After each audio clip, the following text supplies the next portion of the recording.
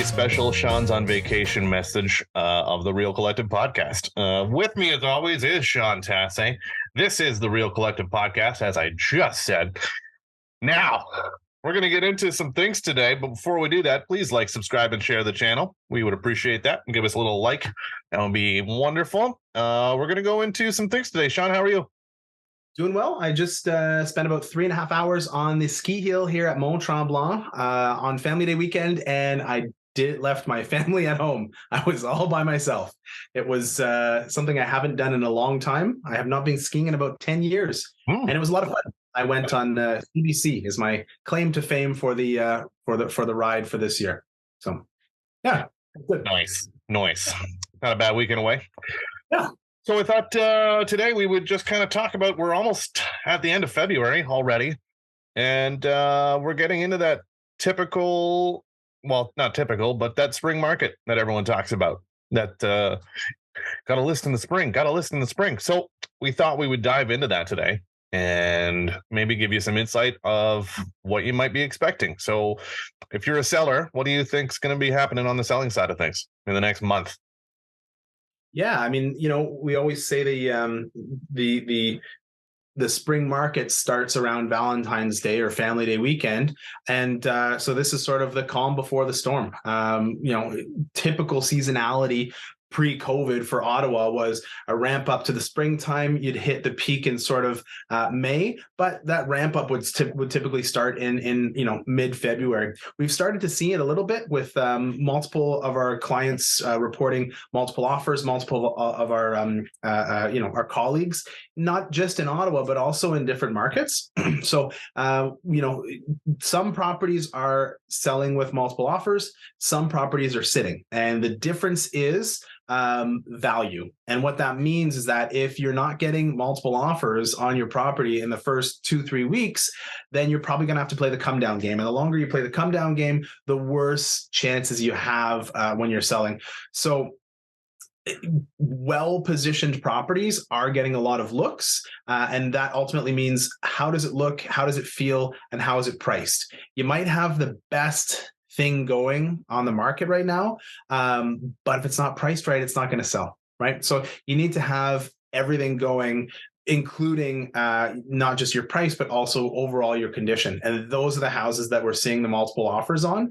And of course, multiple offers in years past, like the last 2 years, might mean $100, $200, or $300,000 over what the list price is. But now multiple offers are just meaning that you're selling for the list price. I don't expect that the prices are going to make a drastic jump this year. We're likely going to see steady eddy. And what you're going to be looking at a lot of the time in the news is, because it's all compared to the selling price last year, you're going to be looking and hearing a lot of prices are down 10, 15, 20%. And of course, that's year over year. Right. And so that's going to have this effect of bringing more and more buyers out, thinking like, oh, okay, great, now is the time to buy. The problem is the real great time to buy for buyers was probably in November, December last year. Great places are still selling with multiple offers, and winning multiple offers sometimes are now again coming in with no conditions. Yeah. And I think that's part of it too. Like when you're listing right now, you need to be a little bit more aggressive. Like it's not just stick a sign in the yard and it sells in a week. It's, you have to be smart about what your list price is going to be. Because if you're going to go too high, tough luck. But like you said, multiple offers, what drums out multiple offers? A very competitive price. And that people are willing to pay a little bit more than that for. And if you're not doing that, then that's what we're seeing is those homes that stay on the market for 40 to 60 or more days. I'm just talking about like a typical residential or whatever suburb home. They are staying around longer because I think a lot of people still have it in their head that like, yeah, well, my neighbor sold last year for 800, so I'm going to sell mine for 800. It's like, well, no, like it's 650. Like, roughly whatever the number happens to be, but like it's not it. You need to switch gears. You need to be aggressive and do the be aggressive cheer with your realtor. I guess that's what everybody is. Be aggressive. But yeah, I think there's part of that. And I think part of it too is like, get a home inspection, get one done so it's on file. Make Mm. it easier on people to want to see the house or want to make an offer or know just a little bit more peace of mind. And, yeah, okay, sure. You spend 500-600 bucks on a home inspection, but someone might feel a lot more comfortable doing that because maybe some people are first time home buyers and that extra 500 to 600, it's not really in the realm of possibilities. Whatever the situation, I just think the easier you can make it for a buyer to want to buy your house, the better. I mean, obviously you can't do their financing, but if you can get everything inspected on the property that needs to be inspected, it sets you up a little bit better for success. Yeah, and I think a good agent representing a buyer is going to ensure that the financing is done before they go out and show houses, right? Yeah.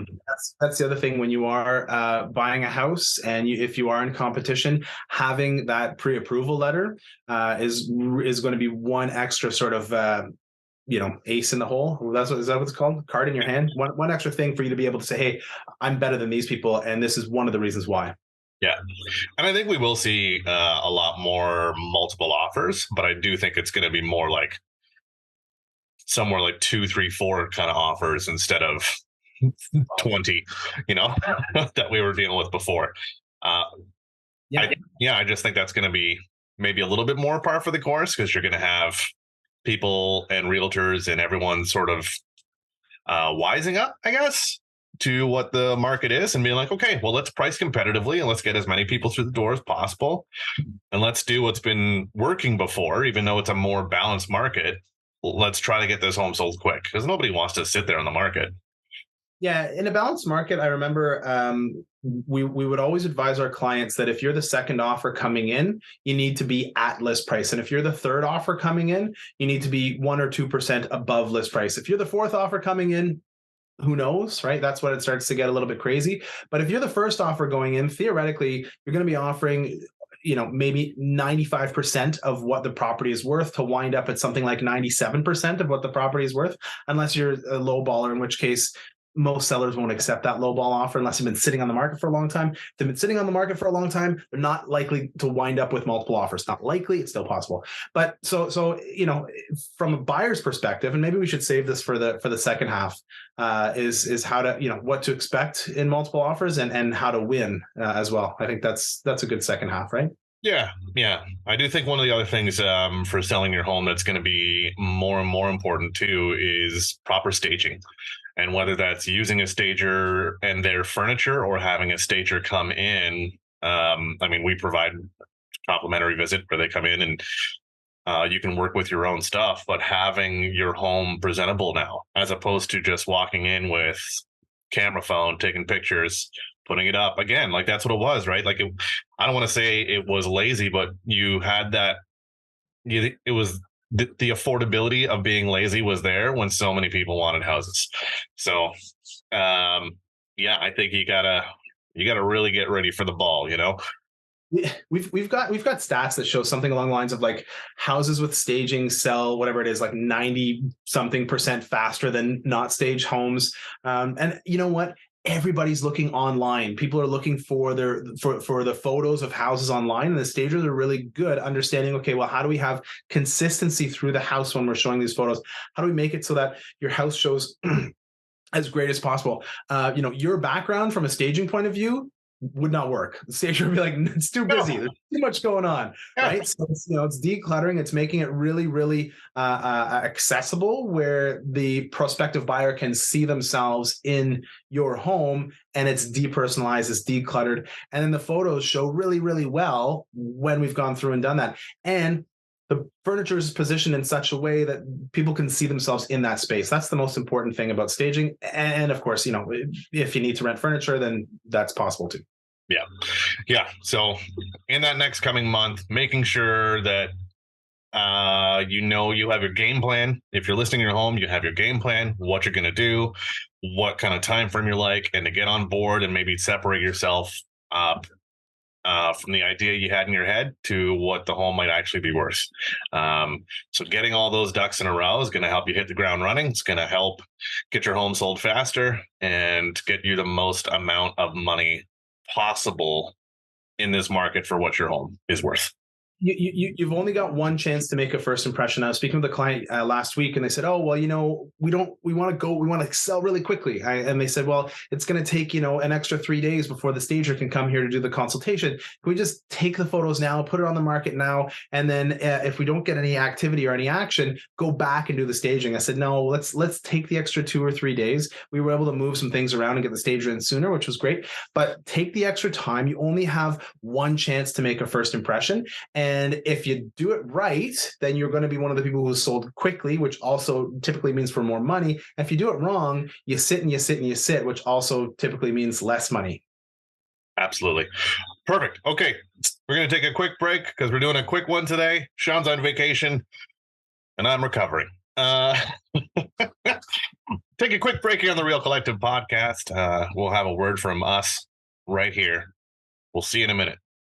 This episode of the Real Collective podcast is brought to you by Real Collective. Real Collective brings together best-in-class real estate agents and collective experts in the field to deliver the best possible service to our clients. We govern ourselves with honesty, open-mindedness, and compassion. With diverse skill sets, our agents are able to better serve a wide array of clients, including first-time buyers, first-time sellers, transferees, estate sales, investors, and rural, vacation, and luxury properties. Authenticity and transparency are pillars of our process, which allows us to put our clients at the center of everything we do. Our years of experience and knowledge allow us to deliver prestigious service and optimal results. If you are interested in buying or selling your home, contact us today at realcollective.ca.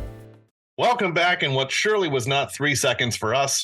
I'm Brendan McKeigan. This is Sean Tasse. Welcome back to the second half of the Real Collective podcast, available on Apple Podcasts, Spotify. And if you're on the YouTubes right now, please like, subscribe, and share the channel. That would be fantastic. We've got a lot of great listing videos and more infotainment. Infotainment? Is that a thing that we're doing? All right. First half, we talked about how to get your home ready in the next month. Let's say March. Let's say March of 2023, what we're going to do. Oh, my God, a free baby. Look at that. They're just giving them away. For anybody who's listening to this. Okay, Adelaide is your baby. Say bye-bye, everybody. Poo-poo. Bye-bye, poo-poo. Okay, perfect. All right. Good job. Thank you, sweetheart. It's a walk-on. Yeah, right. Or a listen on. I don't know what it's called if you're just listening to the podcast. Yes. Anyway, that was fun. Fun. So we were going to talk about in March how to get yourself set up to be ready as a buyer in March. What do we got to do? So from a buyer's perspective, I'd say the main thing right now is to have all your ducks lined up. That's the same as we always tell buyers. What I really wanted to get into was how to win if you're in the position of multiple offers.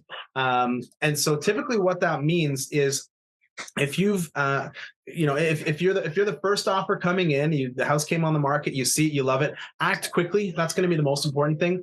The other piece is you want to put your offer in and you want it to be strong from the outset. If you come in and it's been on the market for a day or two and it seems like a bit of a low ball offer and the sellers have a lot of showings and a lot of interest, they're just not going to look at your offer. Typical list price to sell price ratio is about 97%. Okay, so let's say, for example, the house is listed at 600,000. 97% of that is 580 something. 6 times 3 is 18, 582. So 580, 585 is where you can expect sort of to land. So a $600,000 house, you might want to, it just came on the market. If you want to be one of the first people to get in to buy it, you're going to expect to buy it for about 595. Even though the average is 97%, because the house is so new on the market, you're not going to have the same sort of flexibility with regards to pricing. Remember, the average is 97%. But the average days on market is about 4 months. So if you want to buy that first house when it first hits the market, expect that you're going to be, and you want to beat out some of the other people, expect that you're going to be paying pretty close to what the list price is. Now, if it's been sitting and you won't have to compete, you might be able to go in with an offer that says something like 560 on a $600,000 property to wind up at, 580, give or take. But if you are aiming to avoid multiple offers and the house has just come on in the last week or so, you want to be offering something like $590 as the first offer. If you're the second offer coming into the mix, you want to be offering something like $600, right? Or $601. Right? If it's listed at $600 or $599. Now, if you're the third offer coming into the mix, you need to be offering $605 to $610. Okay. Now every other real estate agent is going to watch this video and figure out, oh, here's what Sean's technique is. So if I ever find out I'm up against Sean or Brendan or one of the other people in the Real Collective, here's what I need to do. Or maybe nobody actually. Listen, this is it's a rough template. This is, you never know depending on the situation, right? Like if it's the average house and it just happens to get offers, or if it's priced to get multiple offers, then your strategy changes. So I think, like you said, getting your ducks in a row, that's the important thing. And even in multiple offers, or even without, not having a financing condition in there is makes your offer much more attractive on a price point level.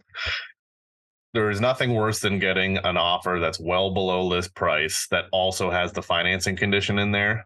Because then you're like, well, are we just taking this off the market for you to come back and say you can't get financing for it? So yeah, get that going first. And then if you need to add in the home inspection, okay, great. Get your home inspection. And if it's a condo, we should have mentioned this in the seller side, but if it's a condo and you're selling, please, get your status certificate ordered in advance. And if they've got it, and we're on the buyer side, we do have lawyers who can review that status within a day or two. So you might be able to go in on a condo. You're a lot more likely to buy without a home inspection condition, but you are way more likely, obviously, you're 100% more likely to have a status certificate, because with a residential house, you will not have a status certificate. So if you can get that status reviewed within a day or two, or faster than your financing terms, that might put you in a stronger position than some of the people who you're up against. And like I said, we are able to get real estate lawyers to review status certificates within a 48-hour turnaround, provided that it's there. So that's a lot better than the 10 business days that sometimes it can take on an actual offer. Yeah. And I mean, here's the other thing. If you are a buyer and you're buying a condo, you can order what's called a rush status certificate, which is 10, normal is 10 calendar days, not 10 business days. Normal is 10 calendar days for them to provide the status.